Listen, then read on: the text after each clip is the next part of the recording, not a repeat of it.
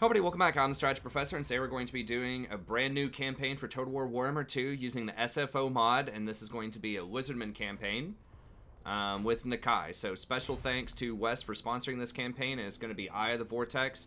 If you'd like to sponsor a campaign yourself, just email me at thestrategyprofessor@gmail.com. Let me know what you have in mind. We can probably set that up. Right now we're also doing campaigns for the Beastmen and for Skaven with Ikitclaw. So be sure to check those out. I'm going to be releasing a lot of content. I know a lot of people are going to be home with the coronavirus thing going on right now. This is about mid-March when I'm recording this, so I'm going to try to crank the content out for you guys, do 2 or 3 episodes a day. So be sure, check it out.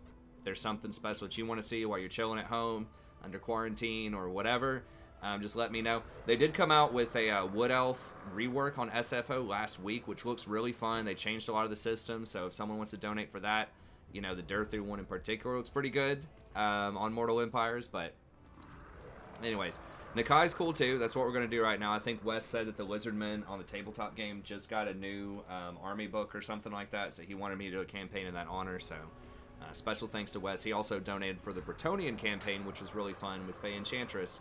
We did about a month ago, so be sure to check that out also. Okay.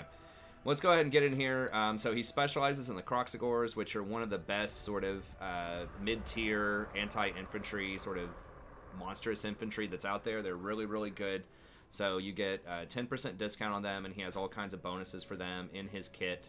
And then you get 5 melee defense, recruitment cost reduction, experience for your own army. And he is a horde faction, unlike every other Wizardman that's just kind of a standard build up your town faction. So this should be a pretty interesting campaign, and we'll talk about more of the mechanics as we get in there. But legendary, very hard as usual. Let's go ahead and get in there. And I'll have a link to the playlist in the description as well if you want to just flip through the next episodes if you're if there are several episodes out when you watch this. Yeah, Wizardmen in general are very expensive, but they are very powerful in terms of their units typically. So the Saurus are, I think, the best tier 1 infantry in the game, just by themselves, pound for pound, but they are very expensive as well. So on a per cost average with, you know, you get all the buffs. There might be some more powerful stuff out there, but they are really, really strong, especially in the early game. But, you know, like I said, they are expensive. And then later on, they have a great assortment of very large beasts that have a lot of utility to them. They have, you know, a Bastillodon that can heal people, one that throws out poison at everybody. They just kind of have a large monster for every occasion. So, pretty good if you can deal with halberds. A great combo with them is Heaven's Wizard, which we have to start with, and getting Chain Lightning because it does massive damage to infantry, but it does very little damage to large monsters on a per unit basis. So, that's how you can kind of deal with halberds, because they have sort of a hard time with halberds. Elite halberds later on that are good against their monsters, because they don't have, like, the Saurus are good early game, but they can't stand up to sword masters or great swords or anything like that later on. So you rely very heavily on your large beasts. Okay, so just a couple of things real quick, and then we'll get into some fights. This campaign starts off pretty easy. So for the first episode or two, it'll be pretty straightforward, but then it heats up and gets a lot harder. Probably by the time we get to episode 3 or 4 and we start facing the second human that we're going to go after, it gets a bit harder. Okay, so as far as horde mechanics go, it's pretty standard what you see on a lot of hordes. There's a couple of key differences though, but pretty much you carry all of your buildings around with you. This is just like Norska, Beastmen, and Chaos if you played any of those, or some of the other horde factions in other Total War games if you played those. So you carry all of them around with you, but it's very hard to diversify because every time you buy an additional building, it costs 2 more. This is glitched out as of right now on SFO, but it tells you right there you need a population of 6, and then every time you buy another one, it goes up by 2. So it'll go 6 to 8 to 10 for each one that you want, and then every time you go up, it costs extra growth as well. And the growth system for this, unlike with non-horde towns, is just a flat number, and every time you get to 20, it always gets to 1 growth. Whereas in the towns, getting 1 growth is a lot cheaper than getting the 5th piece of growth. So it gets increasingly difficult as you hold on to growth and as it goes up. It's not the case with hordes. It's just always a flat number every time you get to 20. So you can get a lot of growth, but it also costs a ton of growth to get your buildings up. If you ever lose a battle, it counts as sacking your town, so you lose a lot of buildings in it potentially, and it injures your main town. So it's very, very bad. You never want to lose a battle when you're a Horde faction most of the time. And then they rearranged a couple of things here, at least for Nakai. I think it's the same with the other Lizardmen on SFO. I don't know if they did this on Vanilla or what, but they got rid of the Forge building that was required to get to Kroxigors and some of these other units. They got rid of that and just kind of consolidated some things. So they put most of the large beasts over here, like the Stegodons and all the Bastillodons, on the same thing here. So you get all of your Stegodons, all of your Bastillodons in one row. And then they moved over the Salamander and Ancient Salamander onto the Carnosaur and Dread Saurian.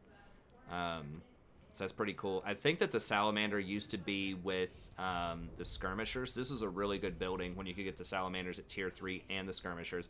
But now you can get the Sacred Kroxigors at the Tier 3, which is handy. And then I think that's the major thing. Another thing they added here are these really expensive buildings that are just kind of like a sampler of everything. So this one is a combination of the Salamander building chain and the Beast Salamander chain. So it has all of these. So if you get this building, you can hire the equivalent of both of these fully stacked buildings. So that's pretty nice, and it gives you 1 extra recruitment capacity for each of them. There's a couple of other ones, like this one allows you to get some Kroxigors, the Pterodons, and the Skinks. So it's like basically these two combined, and then this one is what, Saurus and Cold Ones. This one's this one and this one. So each one of these is like 2 different ones combined. Now this one doesn't have any extra caps for the Kroxigors, so that's kind of lame. This one does give you extra caps for Horned Ones and Temple Guard. Those are not really that great in the late game. I know some people love the Temple Guard, but they're not really that great most of the time. They're too expensive. I'd rather just have some large beasts. This one, however, is very good. As you can see, it gives you a ton of unit capacity for different things. However, it's also super expensive. Now, one thing that's a little different here with the Lizardmen versus other factions is that these buildings do not actually cost anything. So this is free. All it costs is growth, and it builds in 1 turn, which is really sweet. Now, however, their main building is absurdly expensive. So like the first upgrade is 10,000, then 20, then 40, then 60. So it's very, very expensive. But if you do get the money, it only takes 1 turn, and it doesn't take any growth in the main building. So if somehow you can find money, then you can tech up to Tier 5 pretty quickly and get this stuff. But it's going to be really, really hard to find that money. And we'll talk about that a little bit more as we go on. Let's go ahead and get a fight or 2 in here, and then we'll talk during the end turn. Okay, so this is going to be some Skaven. We start off with, like I said, we're just going to auto-resolve the first couple of fights because we're just absolutely going to obliterate them. And then we're going to get a siege against the Skaven on the first episode. That'll probably be pretty decent. And then the next episode we'll get a good fight against Empire. And then we might get a second fight against Empire in that next episode. But just kind of planning out. It's pretty linear, your start with these guys as far as I can tell.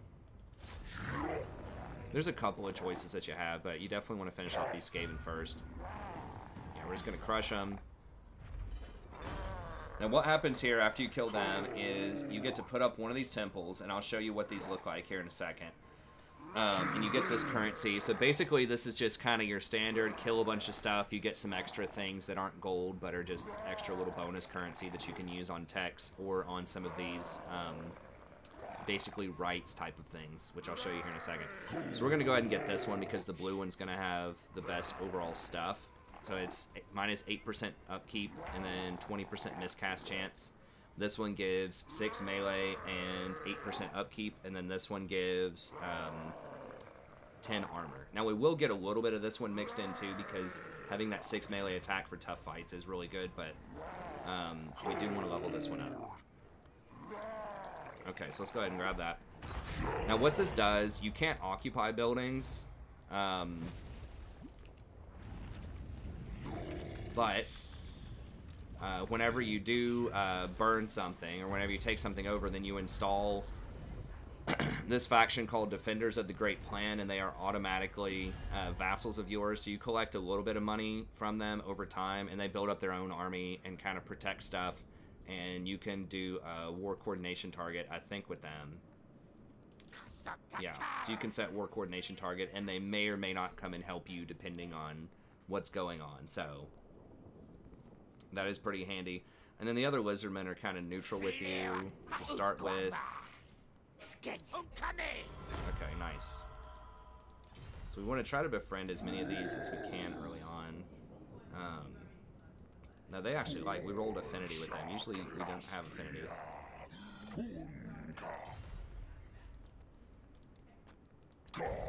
So we'll see. It's compliant. Okay. So the time where I was practicing this, it was different traits and they didn't like you as much. So we kind of got, I guess, a lucky roll on that. Okay, but we need as many friends as we can possibly get because money is very, very difficult to come by. Oh, so this thing here that I was showing you.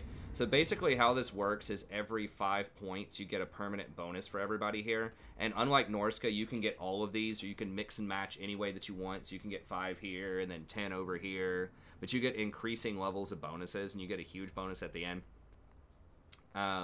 So the blue one's going to give 20 power reserve to start with.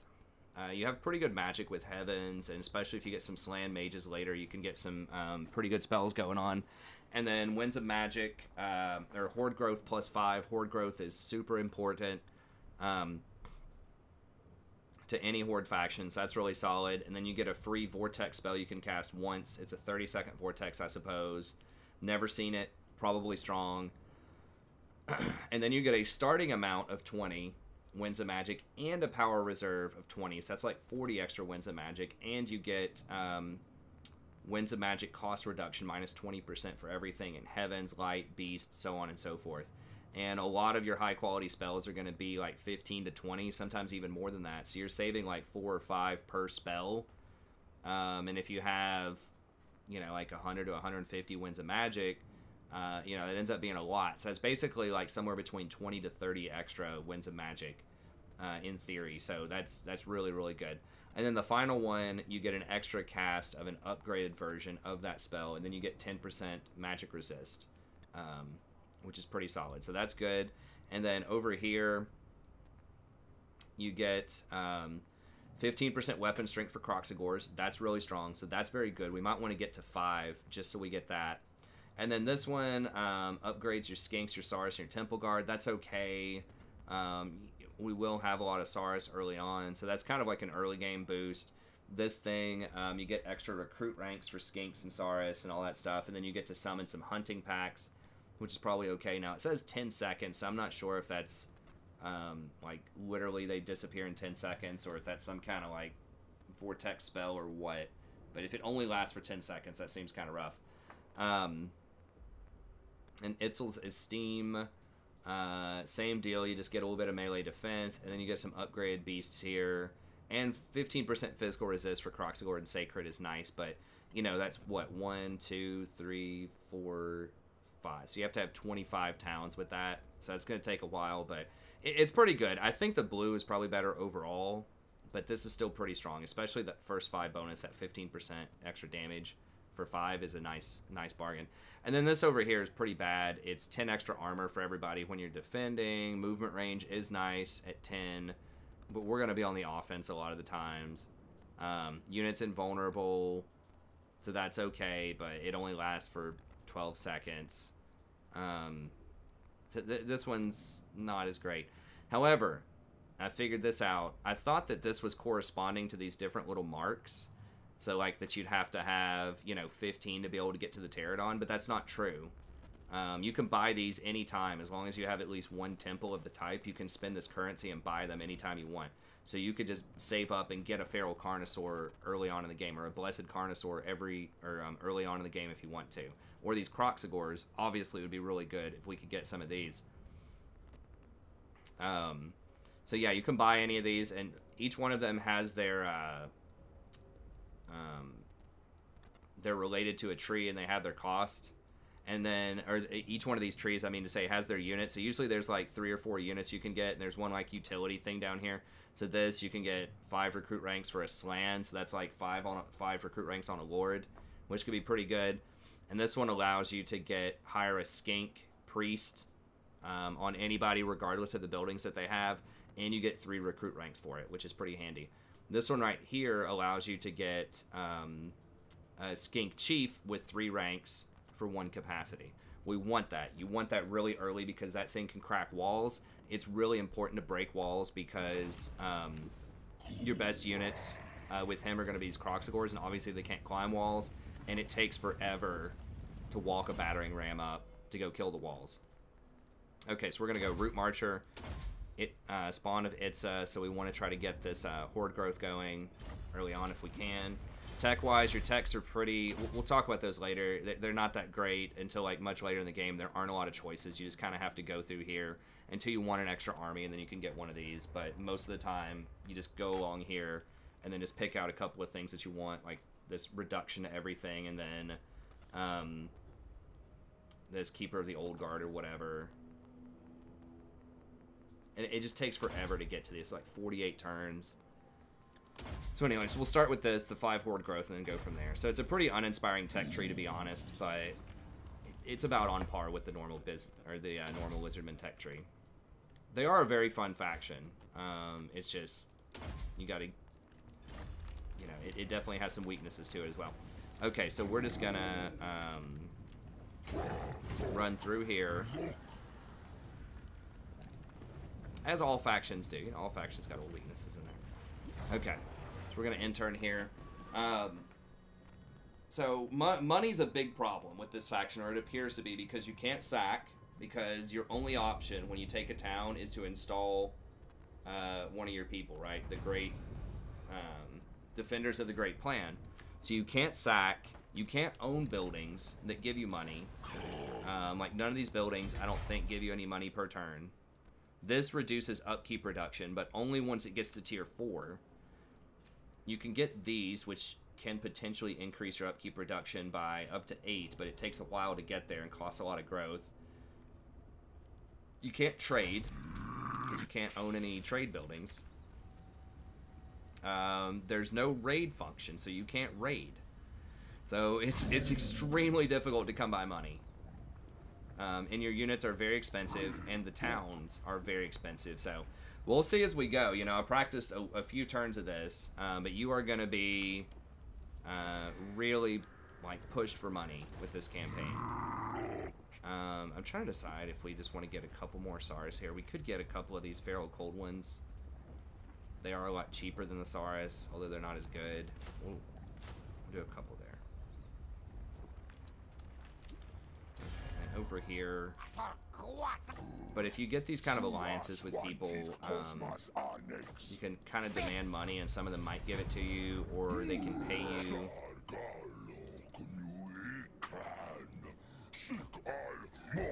And I'd try to Confederation just for fun. If you confederate, their buildings turn into Great Plan buildings, and it's just like has a random temple in it, and then you get the Lord, and that's it. So it's not really worth it to confederate unless it's a legendary Lord that's really important that you want. So like Mazda Mundi or the Itza guy. So if you just like fighting a lot, if you don't really want to manage a lot of towns, and you just want kind of a more up-pace type of campaign, which is usually the case with most Horde factions, then this might be the faction for you.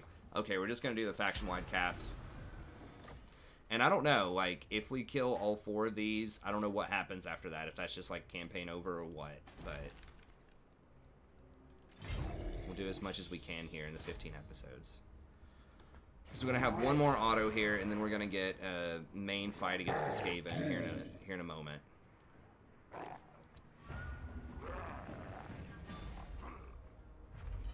Now, this one we're going to take a red, because we are going to have a major fight here in a second. And I do want to make sure that we have that melee attack.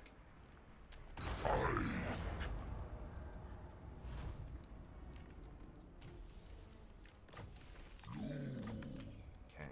Your rights aren't really that great. We do have a right of allegiance here, so that just basically causes attrition, but it costs 300 to do that. That's just such a huge amount. It does cause attrition when enemies are on defender property, so that's like okay. And then you get an army of blessed units, but that's only for the defenders. You can't control the defenders at all. This gives discount for Kroxigors and +6 recruit rank for Kroxigor Ancients. So if you cast this and hire a Kroxigor Lord, they'd come in rank 9, which is obviously going to be really strong. And then this allows you to get a Slann Mage if you do this. You don't have to have a building, I don't believe. You just recruit one. So they got rid of the building requirement for it. So I don't know if that's worth it. You do obviously get a lot of bonuses for the Kroxigor Ancients, but there's going to be a cap on Kroxigors. You can only get so many. So maybe the Slann Mage would be decent. But okay, now we can go for Sacred Guardian. I do want to go all the way down this blue tree early on in order to get the cost reduction, because that's really all we can do to make money. Just lower the cost. And he does have some pretty good stuff. Like this right here ends up sacking settlements plus 10%. I don't even know why it says that. It's just straight troll because you can't sack as far as I can tell. It has to be you install one of the buildings there, so I don't really know what's up with that. But you get perfect vigor for everyone within 30 meters, which is huge. Vigor control, like when your units are very tired, they lose a lot of melee attack, melee defense. You can see them visibly moving slower. They lose armor.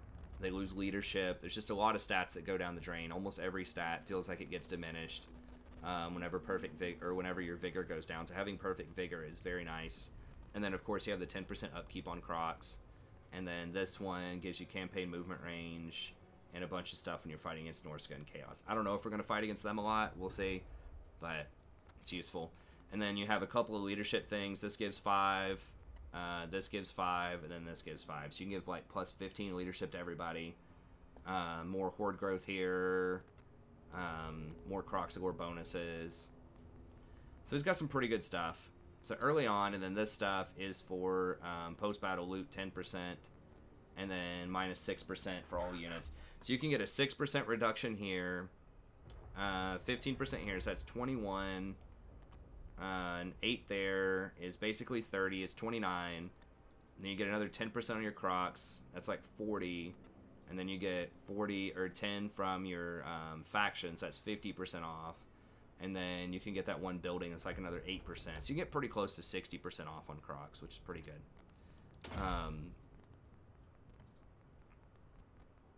Okay, but I think we're going to go ahead and just get 2 points in Sacred Guardians. That gives you 6/6. 1 extra point for 2 more 2/2 is not really worth it, but getting this for the 6/6 is good. You can get Proud Warrior. It does give armor and melee attack. You know, I think if you're going to do that, I would only get 2 points in that again. Proud Warrior early on. And then you really need to get this blue all the way over and save the cost, like ASAP. Okay, so we're doing that. You just want to get Curse the Midnight Wind, I think. I mean, this actually was proving to be pretty strong, though, when I tried it out. But I think you want Midnight Wind for later. Wind Blast is pretty good, but early on. Okay, now I don't think we can hit this in one turn.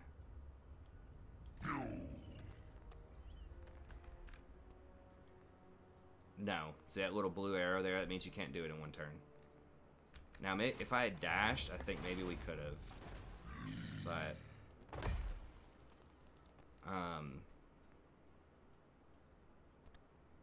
this fight does get a little dicey sometimes. We don't have 100 yet. I mean, we're going to be waiting another turn anyways, so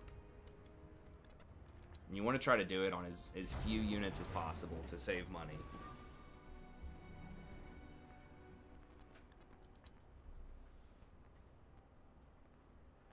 So yeah, the money situation seems extremely difficult with Nakai, but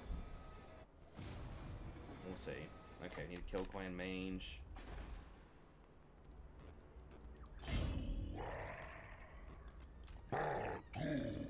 Okay. We'll see if we can hire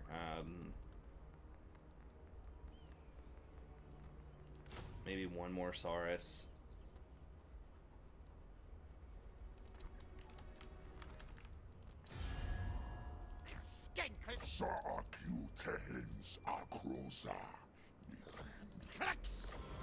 Get all money off them. Oops, didn't do that. Missed it there. Alright,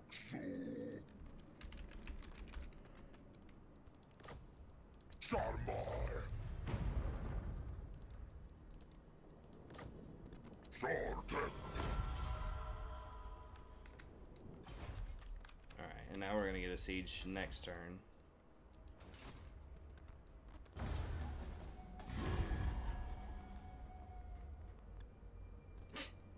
No, bro.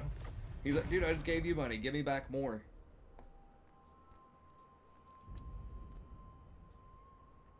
One nice thing, if you have very few units, too, if it makes it seem like you're weak, then sometimes enemies will come out and fight you open field instead of hiding behind their in their towns. So they might underestimate you. Especially stuff that's difficult for them to quantify, like how well you're going to use your magic. And wizardmen get pretty underestimated.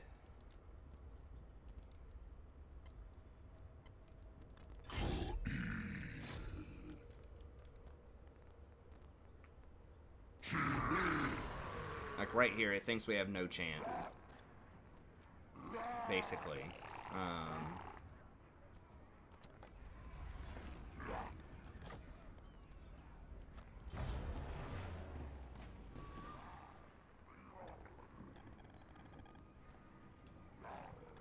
What else about them that I haven't mentioned? Horde. Okay, so they're running back. Okay, that's interesting. I haven't seen that calculus before. Okay, so they're gonna come out and fight us.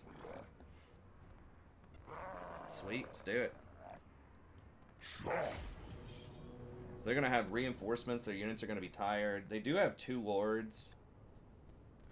Lizardmen are very strong though against certain factions. Like part of what makes them so strong is they have a ton of HP. And they have pretty good armor overall, especially the large beasts. That makes them fairly resilient to like weak missile fire. A lot of them have missile resist too. Like the Saurus, just the baseline infantry have 15% physical resist and 15% missile resist, and 40 armor and like 14,000 health or something.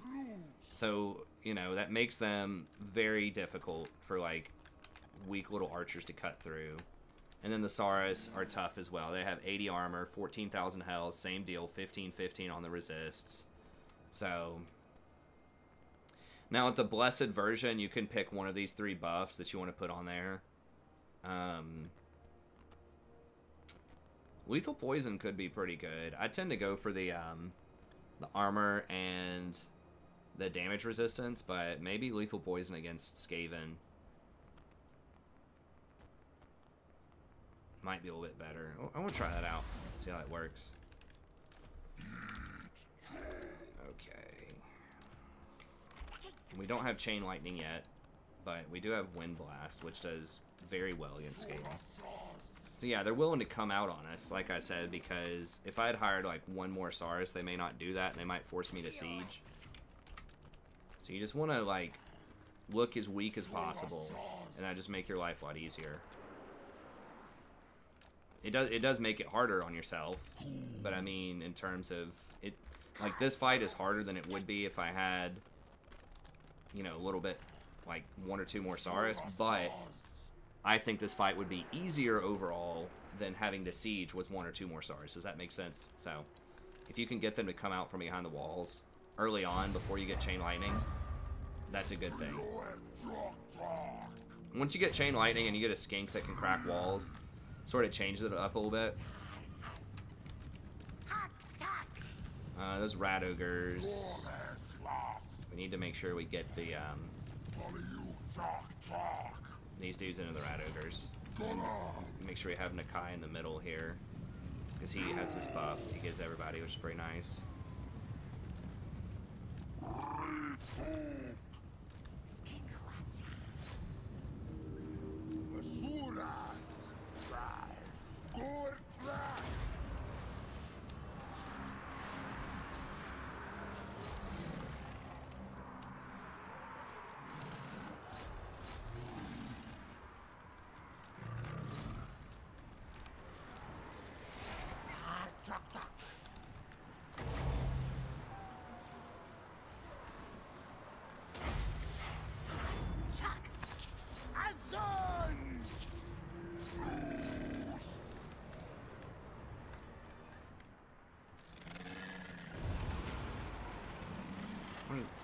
forgot the feral carnosaurs. Gotta get those down here.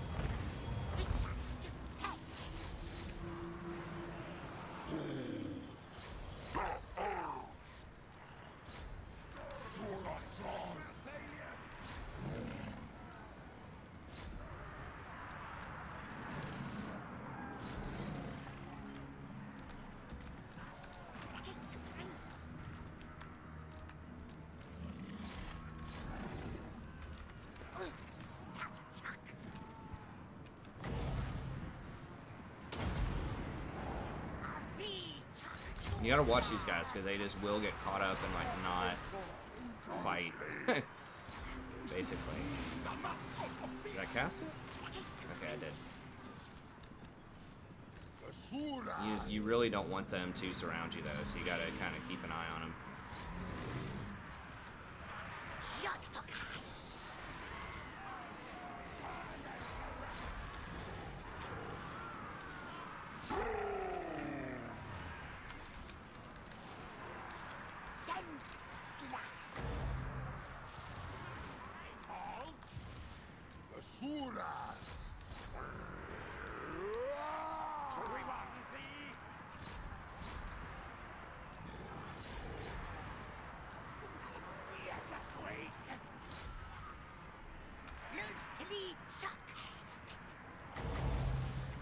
Well, we'll wait until this crew over here crashes on him.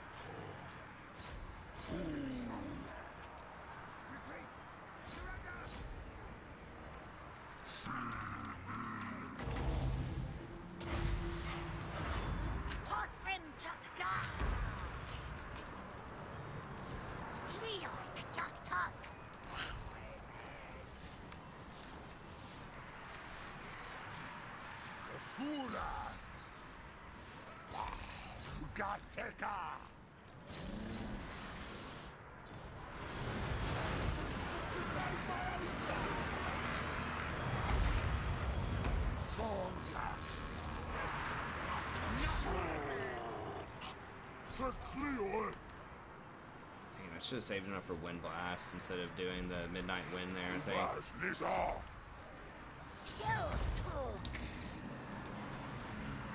Someone's going to have to step out there on him to pick him up here in a second.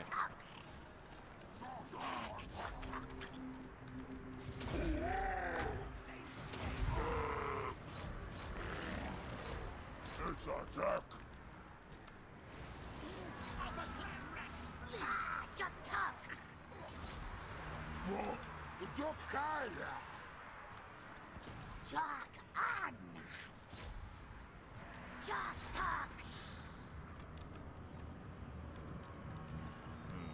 Some of my swords ended up running over there.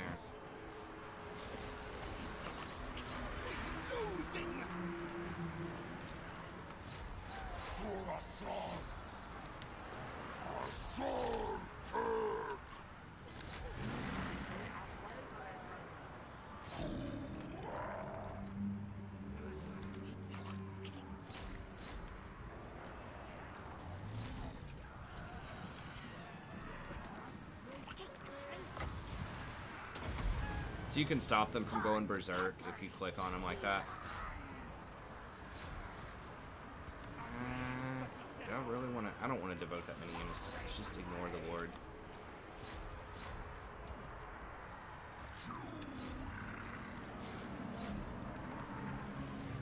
So we can keep those guys on him. It's fine.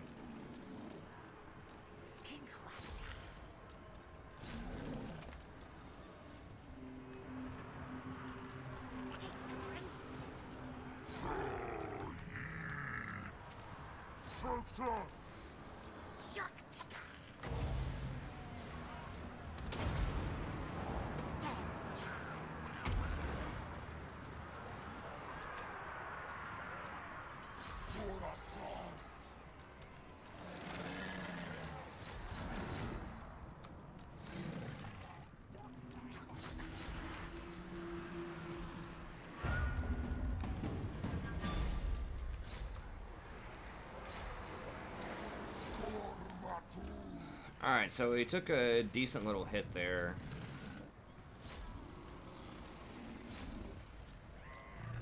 I don't know if we're going to be able to run them down or not. All of our units going to be pretty tired. I should have saved up a little bit more for Wind Blast instead of... Midnight Wind is really, like, against more elite type of units. Wind Blast is just going to do more damage. For the weaker units, don't worry about the slaves. Just get the clan rats with spears.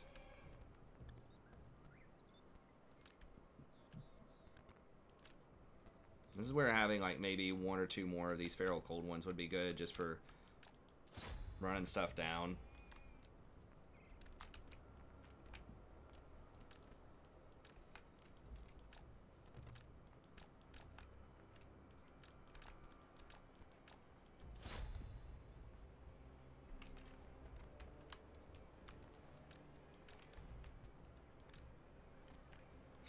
Feral Cold ones are running from nothing. Okay.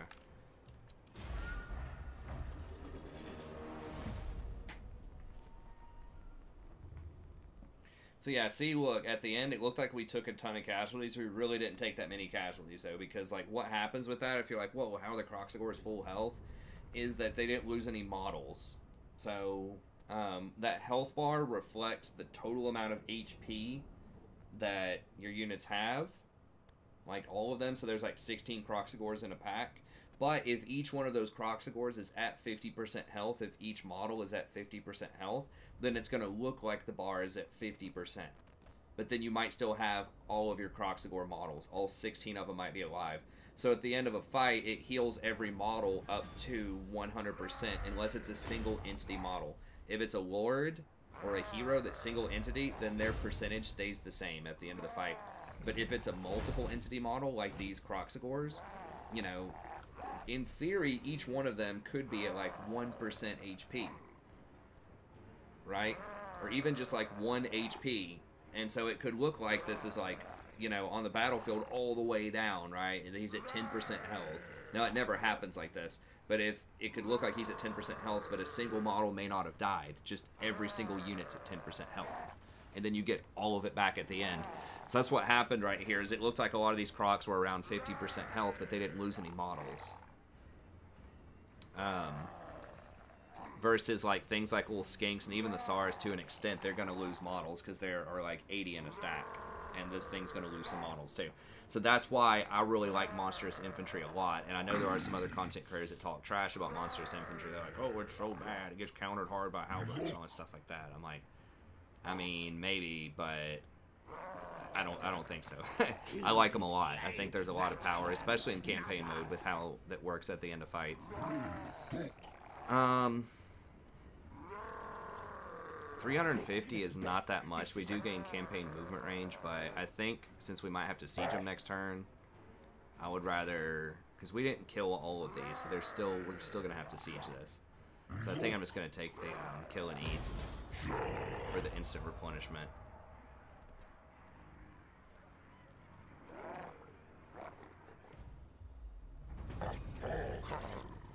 So that's how that works, if you ever wondered about that. Okay, so we need to search some ruins for treasure. Which you can do with a hero, but it's really annoying. We don't have time for that right now. We'll do that later. We're kind of on the clock.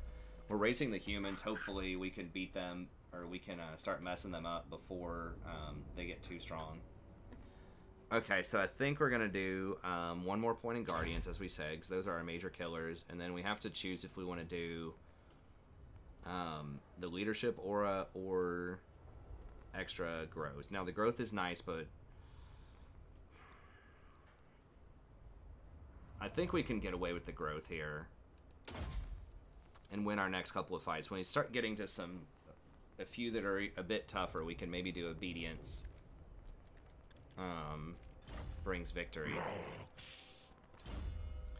Okay, and then right here, Midnight Wind, evasion. You might be wondering, well, why am I not upgrading Wind Blast if I just said Wind Blast was good? The thing is that a lot of times Chain Lightning is going to be what we'll use more than Wind Blast. But we will eventually get some more Wind Blast, because I do think it's okay. It's just, like, very expensive. The nice thing about every hero for the Lizardmen is they all get these crazy mounts later on in the game, so you really want to level these up as high as you can get them. I think with the Mazda Mundi, with all of the different, like, specialty buildings that we had, landmark buildings, we could hire, like, skink, the little skink dudes for, like, at level 20 or something crazy. It's pretty funny. Of course, with Bretonnians, I think we got up to where we could hire wards in at level 30 or something like that by the end of the game. Okay, so yeah, it's still going to make us fight it. We have battering rams, so they're pretty injured, but we're still going to have to go through the motions here. And what we're going to do is we're probably just going to climb the walls with the Saurus, and then just use the battering ram to take out a door. You really need the crack walls, though, because you need to get the Crocs in there. It just takes way too long to walk the battering ram up there. The siege towers are no good because Crocs can't go up those. Your Bastiladons, all your big beasts can't go up those. So you need, like, the way that you siege with Lizardmen is you need those walls cracked from the hero, and then you walk in there with your Bastiladons or whatever, you group all the units up around them, and you just start dropping chain lightnings on them and other vortex spells. Soften them up a little bit, and then just run in there with your big beasts and just mow them down. So that's kind of the strategy. There are some factions where you just kind of run at them and just climb the walls and just beat them up so you have good infantry. That's kind of what we were doing with the Beastmen. With a lot of the different buffs. We can do those. Group 1. Then you have the Skaven that just sort of like gun them down with all of your artillery. So it's kind of cool that like different factions have different strategies for sieging. Like vampire counts and some of these other factions, you just kind of fly in and just... Well, vampires can climb the walls too, but... Anyways, these guys do not break down doors very fast at all. It says they have door breaker, but it just takes like a billion years, so that's not really viable.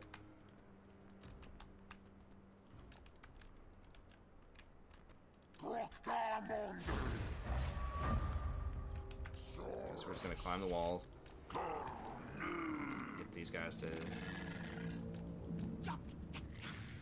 come up, speed this up a bit. I guess we can bring these up. Have these guys soak a couple of hits because, you know, they're just tough as hell. So you gotta watch them because they'll do that where they try to open up the door so that you can't target it. They do all sorts of little dirty tricks. Let's go. You gotta make sure your guys are actually following through.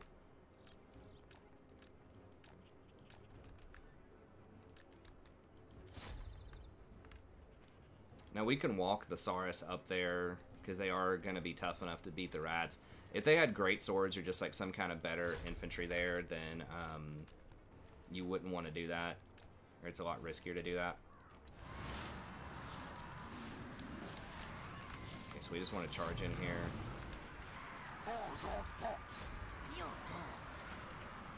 And then once they're all grouped up, we'll do a little wind blast.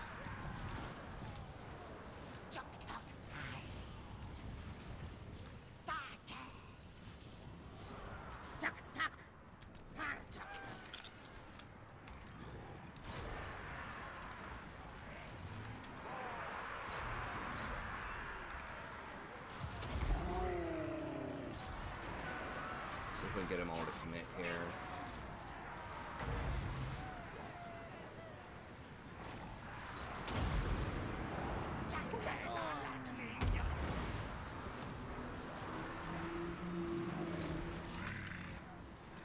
Just see if we can push in. Like, our dudes weigh so much, you can just kind of push past them a lot of times.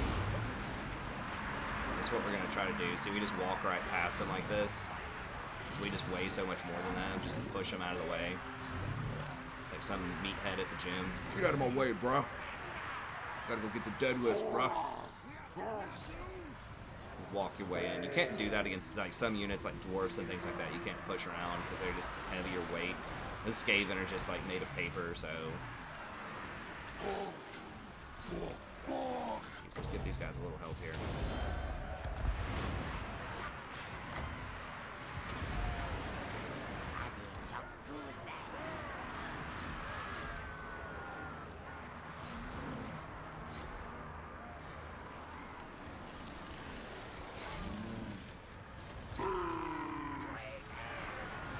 those Crocs are freaking jacked, though, man. If you look at them, I would not want to fight one of those things.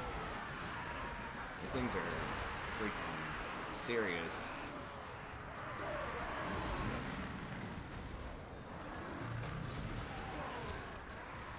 Those guys are not skipping leg day, I'll tell you that.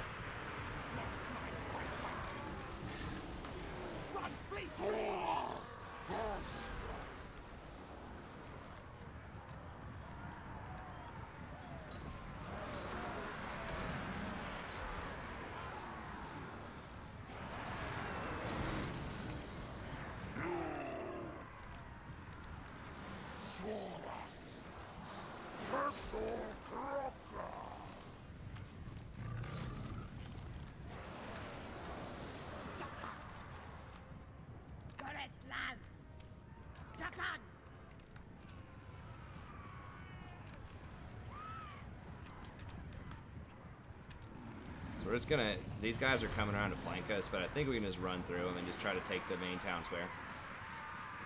Well, actually, no. I'm gonna send one of these dudes back, or else they're gonna come in our board here.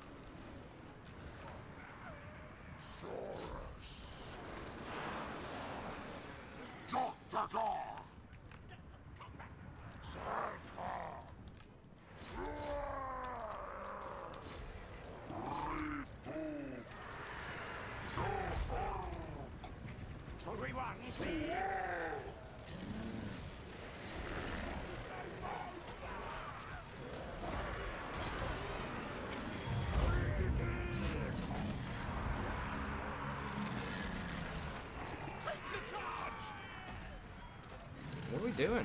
Get...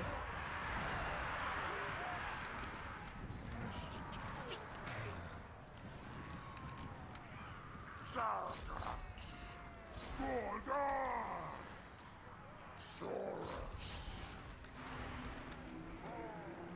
don't know what's going on, why we're not like hitting these guys. They did get a couple of them. See, this one has 15 here, so see, he's only lost one model, even though it looks like he's at 30% health, so he's going to be healed almost to full. This guy, is it 10 per stack? I thought it was 12. It might only be 10. So I think we just lost one Croc off of that. And it's because none of their stuff is doing huge burst damage. Like, it's all just doing, like, little chip damage. So it's getting distributed amongst a bunch of different ones. If they had stuff that was hitting, like, really hard, like a Lord or something, then they would be much more likely to pick off, like, entire models. Yeah, we lost one Croc.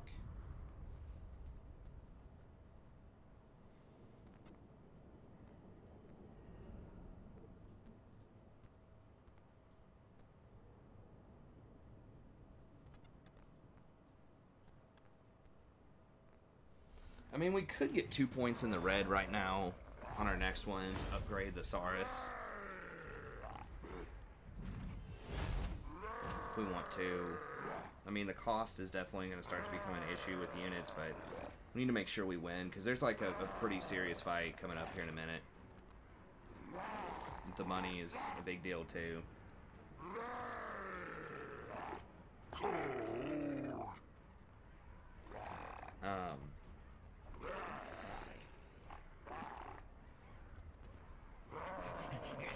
How many of these do we have? I think we've done one or two of these. One. Get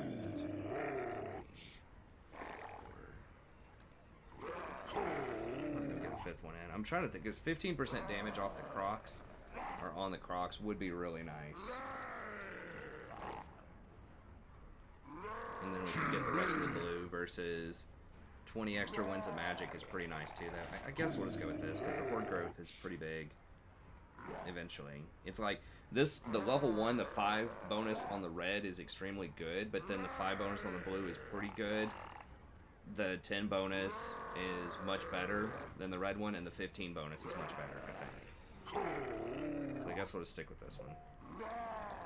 It's like, we want our power, like, right now. Take what you want.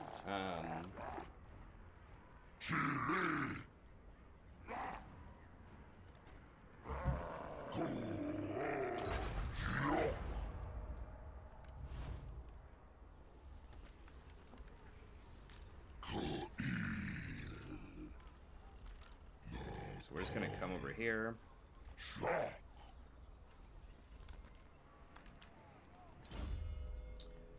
Now we could do Proud Warrior, and that would give us 2 points, and that would give us 3 armor and 6 melee. Or we could do the leadership plus the growth.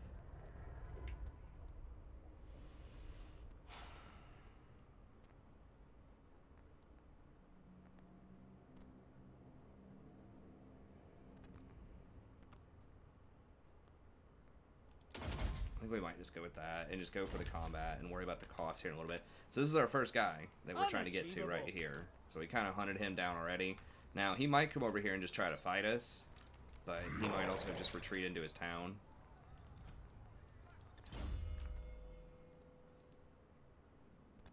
Okay, and then we just want 2 points in Chain Lightning. Okay, so I think what we're going to do here is just try to hire 1 unit. Maybe 1 cold one. The Saurus, I don't know, we just upgraded the Saurus, so we'll try to get, like, 1 more Saurus. Remember, we're trying to run on as little money as possible if we can. And we need to get to this 100 mark so we can get this guy, the Skink Chief. Okay, so we've almost got the 20 power reserve here. How many more do we need for this? We've got 1. 4 Temples of Blue. That's basically 1 more Chain Lightning is what that turns into by the end of a match. Okay.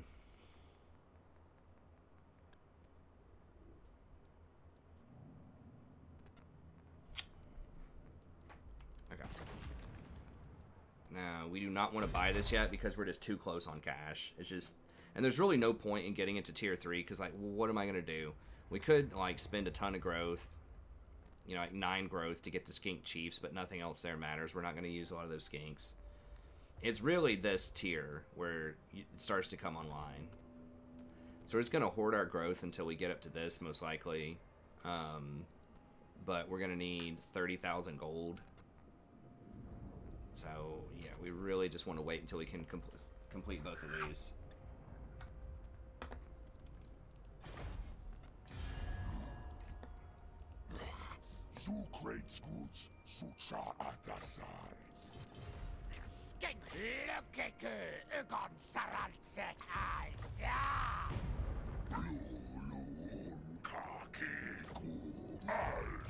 I've never had that guy before, so I'm not really sure what his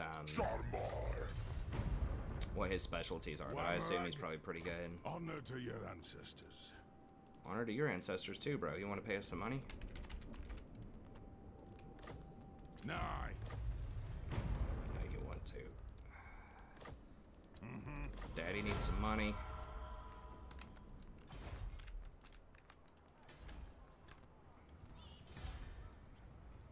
Okay.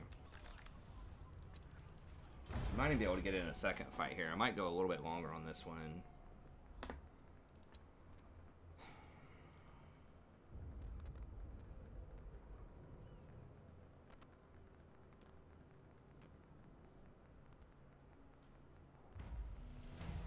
So they chickened out and didn't want to come at us. That's alright, bro. We'll fight you here. It's fine. Can't. so we'll see if we can get one more fight in here.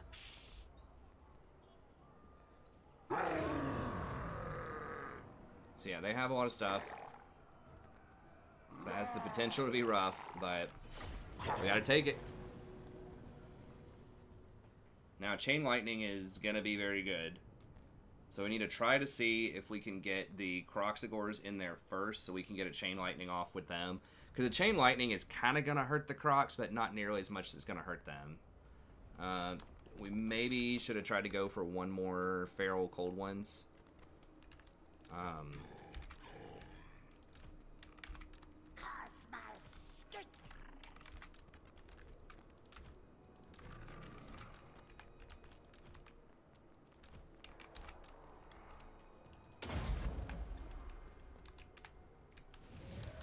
Okay, so we're gonna try to take these cold ones and just run everybody in here, and then hopefully they all, or we're gonna run everyone in here, and then hopefully they all congregate over here, and then we can go in and go for that flank. And the same thing with these guys. Let's try to go with the flank.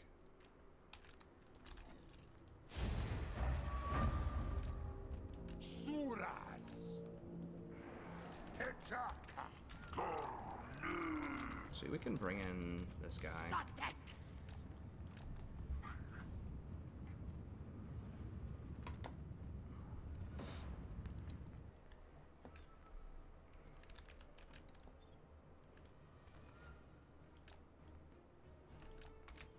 Make sure we're not tired. You don't want to be active.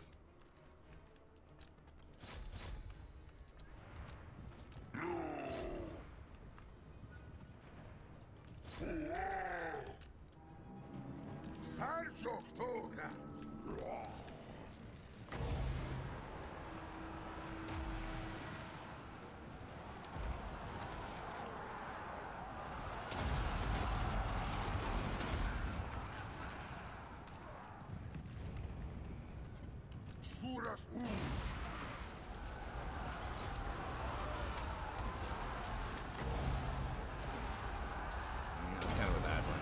Just sort of randomly ran over that way.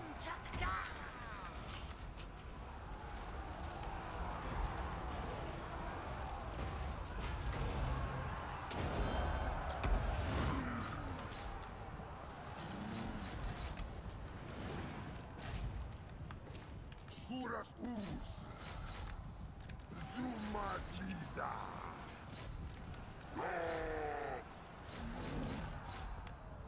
Grokka Mundi.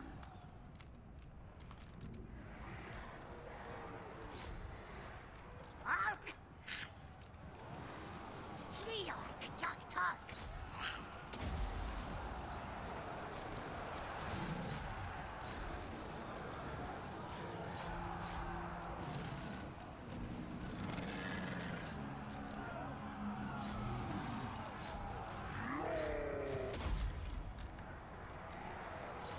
Yeah, so I should have run in faster with the feral cold ones, but Saurus.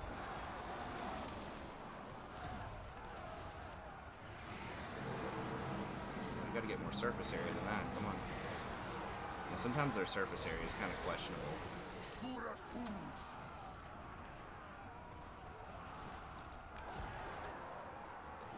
Dartek.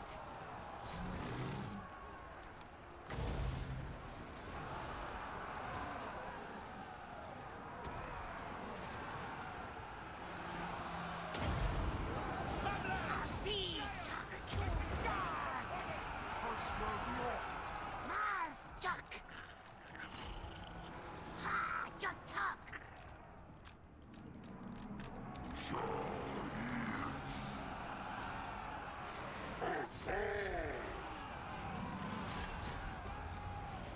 Drotakas.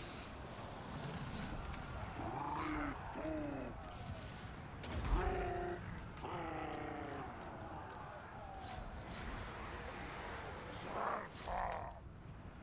Skink Priest. Skink Seek. Saurus Ola. Adjoktok. Zilsaltek.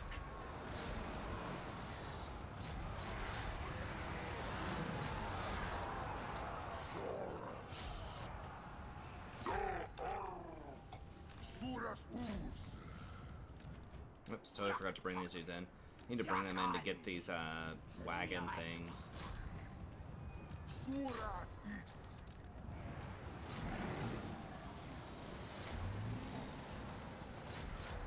Percoso.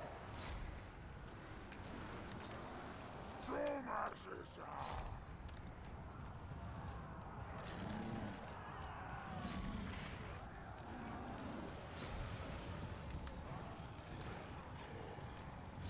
Saurus.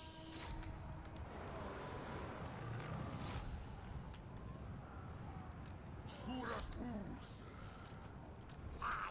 us. Volk. Valio, Duck Duck. Suras. Son etsa. Goras. Goraslas.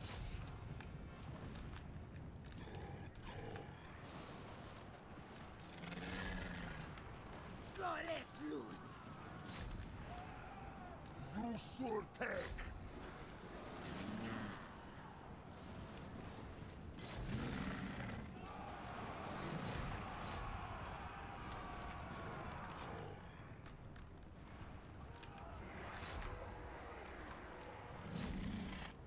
Saurus its.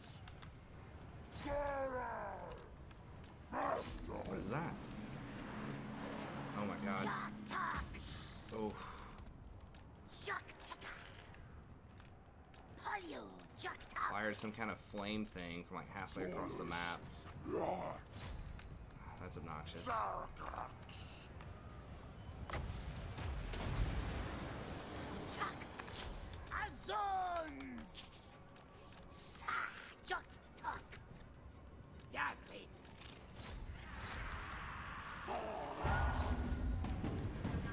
Dwarf's dead. Okay. That was a little spooky. My wizard got kind of busted up there, but Croc's putting in some work.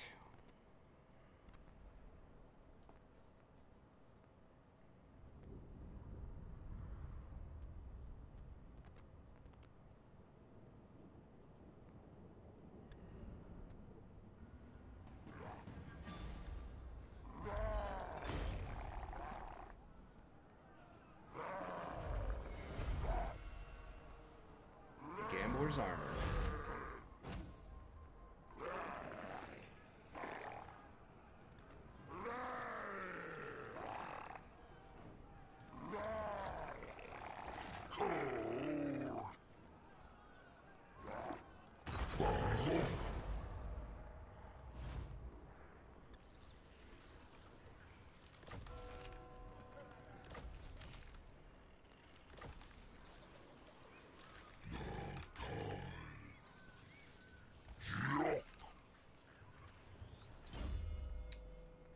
Okay, so now we can do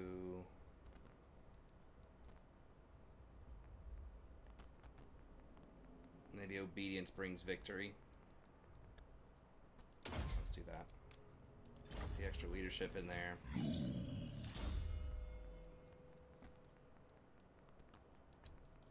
Magical reserves.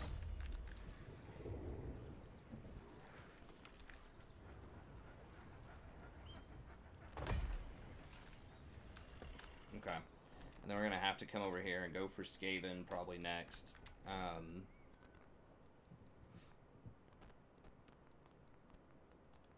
We can go ahead and get one of these skinks. Skink Chief.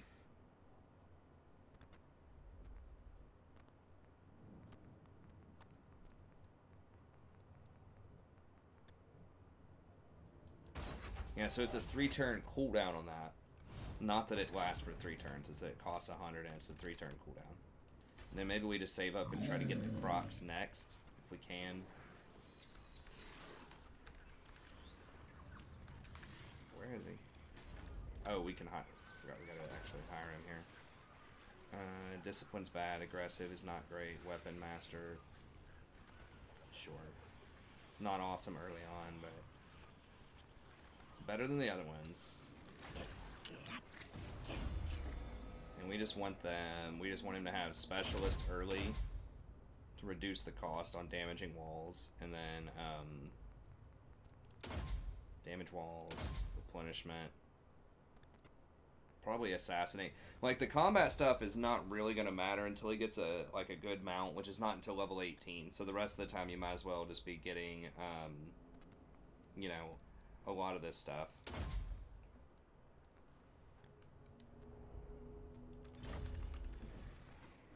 Okay, and then we can put him in there next turn.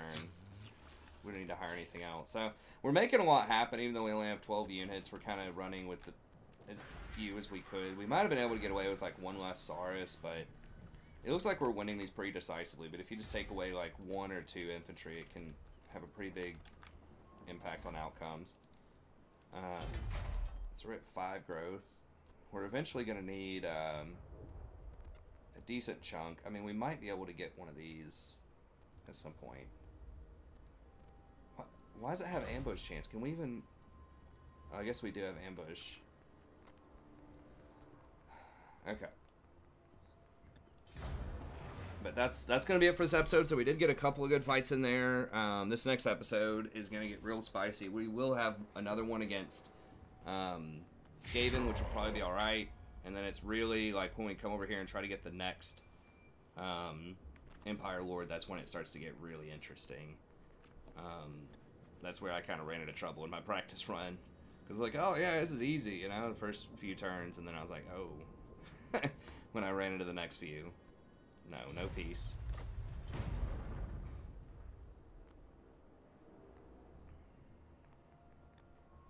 So like, you are really strong early, but you don't scale like with Nakai, or because like a lot of factions you'll get like 1 Bastiladon early on, or you might get like 1 business unit, you know, early on. But the fact that he's a good fighter himself, he's one of the better Legendary Lord fighters early in the game, and then the fact that he gets 3 of these Crocs, and these are like super good against early infantry, just makes it feel like you're like really OP, and you can use Saurus fairly well early on too.